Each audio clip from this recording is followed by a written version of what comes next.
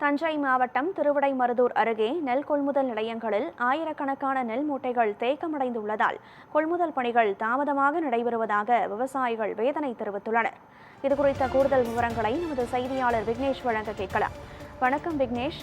தஞ்சை மாவட்டம் மற்றும் அதனை சுற்றி இருக்கக்கூடிய இந்த டெல்டா பகுதிகளில் நெல் கொள்முதல் தாமதமாக நடைபெறுவது தொடர்ச்சியாக நடைபெற்று வருவது அதனை நாம் செய்தியாகவும் வெளியிட்டு வருகிறோம். இந்த நிலையில் இத்தனை நாட்கள் தாமதமாவதன் பின்னணி என்ன? விவசாயிகள் எந்த அளவில் பாதிக்கப்பட்டிருக்கிறார்கள்? அதிகாரிகள் இதுவரை எடுத்த நடவடிக்கைகள் என்ன? வணக்கம் கனகதாரா. தமிழ்நாடு நுகர்பொருள் வாணிப கழகம் மூலம் விவசாயிகளிடமிருந்து இடைத்தரகர்களை தவிர்த்து குறைந்தபட்ச ஆதார விலையில் அரசு நேரடியாக நெல் கொள்முதல் செய்கிறது. இதனால் விவசாயிகளுக்கு நியாயமான விலை கிடைக்க ஏதுவாக உறுதி செய்யப்படுகிறது. இதனால் ஆண்டுதோறும் ஒவ்வொரு பருவத்திலும் அறுவடை செய்யப்பட்ட நெல்லை விவசாயிகள் கொள்முதல் நிலையங்களில் கொண்டு சேர்த்து எடை போட்டு அதனை விற்பனை செய்வதில் தொடர்ந்து ஆர்வம் காட்டி வருகின்றனர். ஆனால் கடும் போராட்டத்திற்கு இடையே விவசாயிகள் விளைவித்த நெல்லை வாங்கும் நெல் கொள்முதல் நிலையத்தில் அதனை முறையாக பாதுகாக்க தவறுவது தொடர்கதையாக வருகிறது. குறிப்பாக நேரடி கொள்முதல் நிலையங்களில் பட்டியல் எழுத்தர்கள் என்பவர்கள் நெல் கொள்முதல் செய்யப்படும் நெல்லின் ஈரப்பதம் மற்றும் தூய்மை உள்ளிட்ட பல்வேறு வகைகளில் நிர்ணயித்த தரத்திற்கு உள்ளதா என்பது குறித்து உறுதி செய்தல் பணி ஆகியவற்றை கண்காணித்து முறையாக கணக்கு பராமரிக்கும் பணியை மேற்கொண்டு வருகின்றனர். இப்படி கொள்முதல் செய்யப்பட்ட நெல் மூட்டை எடையில் குறைவு ஏற்பட்டால், மழையால் எலி உள்ளிட்ட இயற்கையான சேதங்கள் ஏற்பட்டாலும் பட்டியல் எழுத்தர் தான் அதனை ஈடு செய்ய வேண்டும்.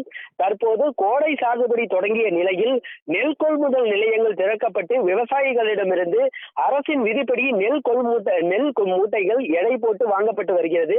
பெரும்பாலான கொள்முதல் நிலையங்களில் கடந்த ஒரு வாரமாக பெறப்பட்ட நெல் மூட்டைகள் குடோனுக்கு அனுப்பப்படாமல் கொள்முதல் நிலையங்களில் தேங்கியுள்ளது. ஒவ்வொரு கொள்முதல் நிலையங்களிலும் சுமார் 5000 முதல் 7000 நெல் மூட்டைகள் உரிய பாதுகாப்பு இல்லாமல் திறந்த வெளியில் அடுக்கி வைக்கப்படக்கூடிய நிலை ஏற்பட்டு வருகிறது. இதனால் விவசாயிகளிடமிருந்து நெல்லை வாங்குவதில் சுணக்கம் ஏற்பட்டு வருகிறது. மேலும் பல நெல் கொள்முதல் நிலையங்களில் ஓரிரு நாள் பணிக்கு வந்த பட்டியல் எழுத்தர்கள் தற்போது பணிக்கு வரவில்லை.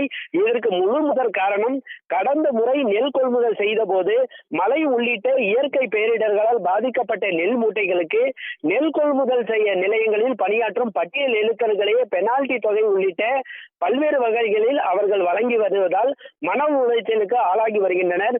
குறிப்பாக 2016ஆம் ஆண்டு முதல் தற்போது வரை பட்டியல் எழுத்தர்கள் வேலை நிரந்தரமாக்கப்படாததால் இருப்பதாலும் நெல் கொள்முதல் நிலையங்களில் இயற்கை உள்ளிட்ட பல்வேறு பிரச்சனைகளால் பாதிப்படையும் நெல் மூட்டைகளுக்கு பெனால்டி தொகை பல லட்சக்கணக்கில் வட்டிக்கு கடன் வாங்கி வழங்கி வருவதாலும், இந்த முறை நெல் கொள்முதல் நிலையங்களில் நெல் மூட்டைகள் தேங்கி வருவதாலும் இந்த வேலை வேண்டாம் என்று எண்ணி வேலைக்கு சேர்ந்த 2 அல்லது 3 நாட்களில் இந்த வேலையை விட்டு செல்லக்கூடிய நிலை தற்போது ஏற்பட்டு வருகிறது.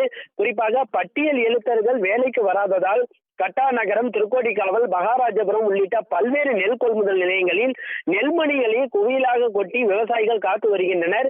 திருவிடைமருதூர் வட்டத்தில் திருப்பனந்தாள், திருவாய்ப்பாடி, பந்தநல்லூர், பெரிய கட்டாநகரம், கதிராமங்கலம், கஞ்சனூர், மணலூர் உள்ளிட்ட குறிச்சி உள்ளிட்ட பல நேரடி நெல் கொள்முதல் நிலையங்களில் விவசாயிகளிடமிருந்து பெறக்கூடிய நெல் மூட்டைகள் பல்லாயிரக்கணக்கில் தேக்கமடைந்துள்ளது. இதற்கெல்லாம் காரணம், நெல் கிடங்குகளில் பல லட்சக்கணக்கான நெல் மூட்டைகள் தேக்கமடைந்துள்ளதால் இது இன்று வரை எதிரொலி காரணமாக தற்போது வரை அறுவடை பணிகளில் நெல் கொள்முதல் செய்யப்பட்ட நெல் மூட்டைகள் பல்லாயிரக்கணக்கான அளவில் கடந்த ஒரே வாரத்தில் மட்டும் நெல் கொள்முதல் நிலையங்கள் தேக்கமடைந்துள்ளது.